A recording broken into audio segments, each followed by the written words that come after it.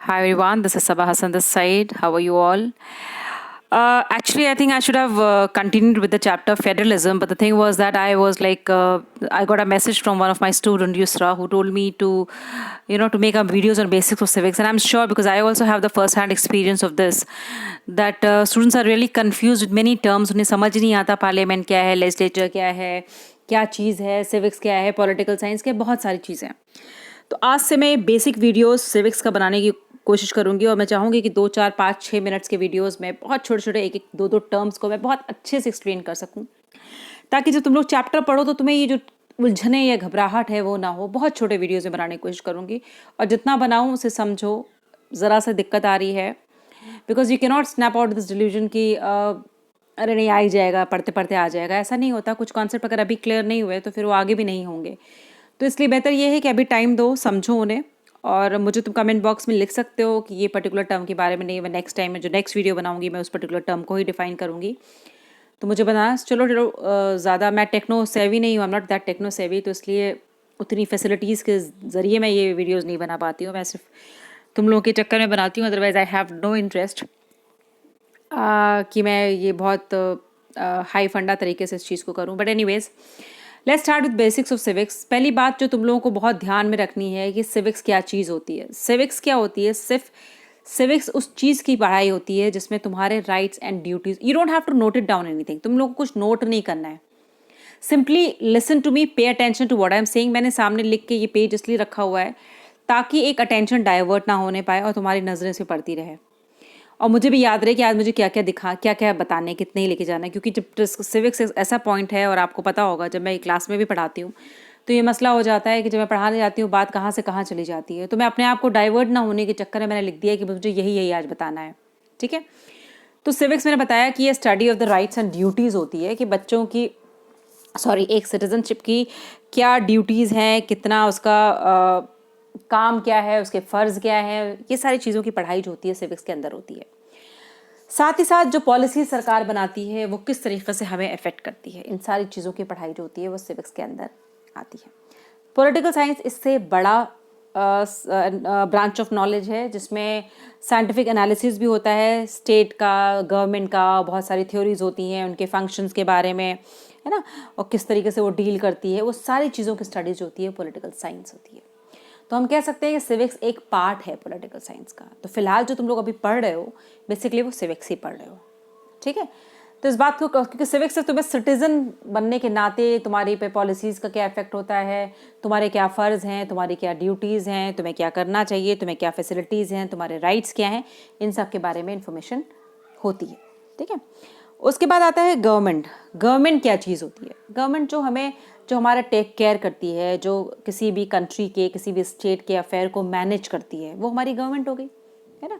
वो हमें गवर्न करती है, हमें मैनेज करती है ना, हमारा ख्याल रखती है, हमारे लिए पॉलिसीज़ बनाती है, उसको हम गवर्नमेंट बोलते हैं। अब पूरे दुनिया में, पूरे वर्ल्ड में बहुत सी गवर्नमेंट्स हैं, बहुत टाइप्स ऑफ गवर्नमेंट है। हम सबको लेके यहाँ नहीं बैठेंगे तुम्हें कंफ्यूज करने के लिए, लेकिन 2 4 5 टर्म्स तुम लोग अक्सर सुनते हो। एरिस्टोक्रेसी भी सुनते हो, मोनार्की भी सुनते हो, डिक्टेटरशिप भी सुनते हो, डेमोक्रेसी भी सुनते हो। तो बस मैं ये 2 4 5 को ही तुम लोगों को डिफाइन करूंगी, क्योंकि फिलहाल तुम्हारे लिए इतनी ही ज़रूरी है। बहुत डिटेल में जाके अपने आप को कंफ्यूज करने की ज़रूरत नहीं है। एरिस्टोक्रेसी में क्या होती है? उसमें एक कुछ ग्रुप होते हैं, जो रईस लोग होते हैं, जो प्रिविलेज लोग होते हैं, उनके हाथ में पावर दे दी जाती है, और वो जो गरीब तबका होता है उसके ऊपर वो अमीर लोग होते हैं वो रूल करते हैं। उसको बोलते हैं aristocracy. Autocracy one man rule होता है, और डिक्टेटरशिप भी वन मैन रूल हो सकता है। और लेकिन ऑटोक्रेसी का मतलब, ऑटो का मतलब सिंगल होता है, ज़्यादातर उसमें वन मैन रूल करता है या वन फैमिली रूल करती है। और डिक्टेटरशिप में एक आदमी होता है और उसके साथ कुछ ग्रुप ऑफ लोग भी होते हैं, यही फ़र्क होता है। और ऑटोक्रेसी कहीं कहीं लोग पसंद करते हैं, बाय चॉइस भी ऑटोक्रेसी को पसंद करते हैं, लेकिन डिक्टेटरशिप बेसिकली बाय चॉइस नहीं होती है, वो थोपी हुई होती है। वो ज़बरदस्ती आके अपनी डिक्टेटरशिप को मेंटेन करने के लिए बहुत मतलब गलत तरीक़े भी अपनाते हैं अपनी डिक्टेटरशिप को मेंटेन करने के लिए। तो ये ऑटोक्रेसी एंड डिक्टेटरशिप में फ़र्क होता है। मोनार्की तो तुम लोग जानते हो, जो राजा महाराजा की परिवार चलते रहते हैं, वो मोनार्की होती है। और एक फिर आता है टर्म हमारा डेमोक्रेसी। डेमोक्रेसी तो पढ़ते पढ़ते, रटते रटते तुम लोग थक चुके होंगे कि बहुत ज़्यादा। डेमोक्रेसी का मतलब होता है रूल ऑफ द पीपल। बिल्कुल रूल ऑफ द पीपल होता है। डेमोक्रेसी का मतलब ये होता है, डेमोक्रेसी मतलब लोगों के, विल ऑफ द पीपल, लोगों की मर्जी। हम अपनी मर्जी से अपने गवर्नमेंट को चुनते हैं, अपने कौन हम पे रूल करेगा ये हम डिसाइड करते हैं, और हमारी मर्जी से, अपनी मर्जी से हम अपने आदमी को चुनते हैं, अपने रिप्रेजेंटेटिव को चुनते हैं, है ना। तो विल ऑफ द पीपल जो होती है बेसिकली वो डेमोक्रेसी होती है। अब ऐसा नहीं होता कि डेमोक्रेसी वही है जो इंडिया में है। डेमोक्रेसी कई तरह की भी हो सकती हैं। तुम लोग कई बार सुनते हो parliamentary democracy, representative democracy, presidential democracy, ये 3 4 5 टर्म्स आते हैं तो कन्फ्यूजन होने लगता है। अब तक तुम्हें ये समझ में आ गया डेमोक्रेसी क्या होता है, विल ऑफ द पीपल। लोग, डेमोक्रेसी वो होती है जहाँ पे लोग अपने किसी को चुनते हैं और वो इलेक्शन लड़ता है। पर ऐसा नहीं होता, डेमोक्रेसी भी कई तरह की होती है। जो इंडिया में हो रही है वो है इस तरह की डेमोक्रेसी जहाँ हम किसी को इलेक्ट करते हैं, वो हमारे लिए फैसले लेता है, जिसको हम रिप्रेजेंटेटिव डेमोक्रेसी कहते हैं। रिप्रेजेंटेटिव डेमोक्रेसी का मतलब हमने अपना रिप्रेजेंटेटिव, अपना नुमाइंदा चुना और वो जाके पार्लियामेंट में बैठेगा और वो हमारे लिए फैसले कानून बनाएगा। जब हम किसी को चुनते हैं अपने फैसले के लिए तो वो रिप्रेजेंटेटिव होता है। एक होता है डायरेक्ट डेमोक्रेसी। डायरेक्ट डेमोक्रेसी में क्या होता है, उसमें खुद एक एक आदमी से राय ली जाती है, मतलब हम इक्वली हम फैसला करेंगे कि क्या पॉलिसी बननी चाहिए। ये जाहिर है हिंदुस्तान जैसी ज़मीन पे ये पॉसिबल नहीं है, क्योंकि डाइवर्सिटी बहुत ज़्यादा है। ये डाइवर्सिटी का मतलब बहुत तरह के लोग, मज़हब, रिलीजन, कास्ट, रीजन लोग यहाँ रहते हैं। तो ये तो इंडिया की ज़मीन पे तो पॉपुलेशन के हिसाब से भी ये पॉसिबल नहीं है। लेकिन जो बहुत छोटे स्टेट होते हैं और बहुत पढ़े लिखे होते हैं, एजुकेशन होती है वहाँ पे डायरेक्ट डेमोक्रेसी को मतलब फॉलो किया जाता है। जैसे स्विट्ज़रलैंड में है, वहाँ पे हर एक आदमी से पूछा जाता है, क्योंकि वहाँ बहुत छोटी पॉपुलेशन है, बहुत छोटा कंट्री है, ठीक है, बहुत छोटा स्टेट है।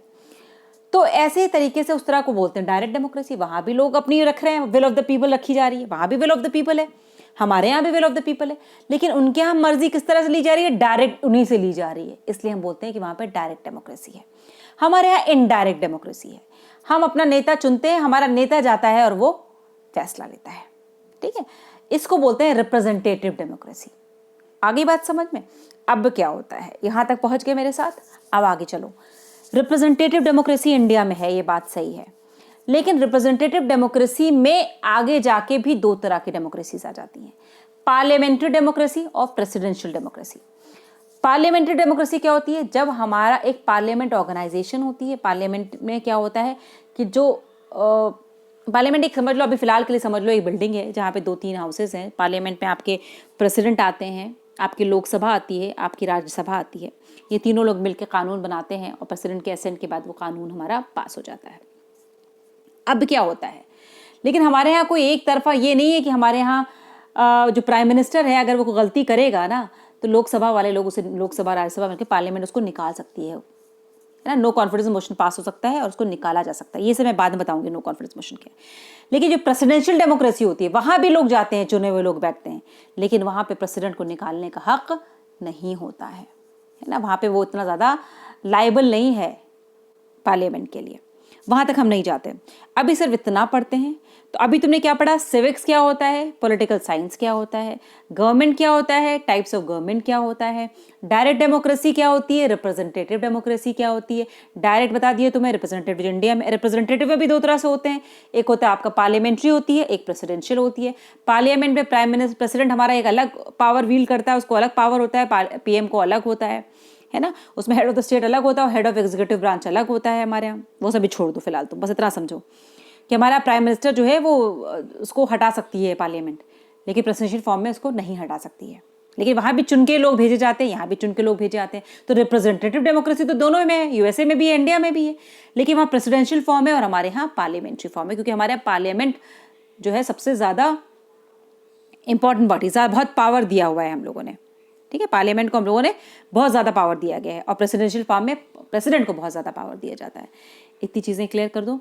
नेक्स्ट मैं आगे वीडियो बनाऊंगी और धीरे धीरे छोटे छोटे कॉन्सेप्ट तुम लोगों के क्लियर करूंगी। बहुत ज़्यादा मुझे वीडियो बनाने की वो मैं नहीं चाहती कि बहुत ज़्यादा वीडियो बने ताकि तुम लोगों को कन्फ्यूजन क्रिएट हो। इतने में जो समझ में नहीं आया है मुझे प्लीज़ बताओ, ठीक है। Take care, stay safe.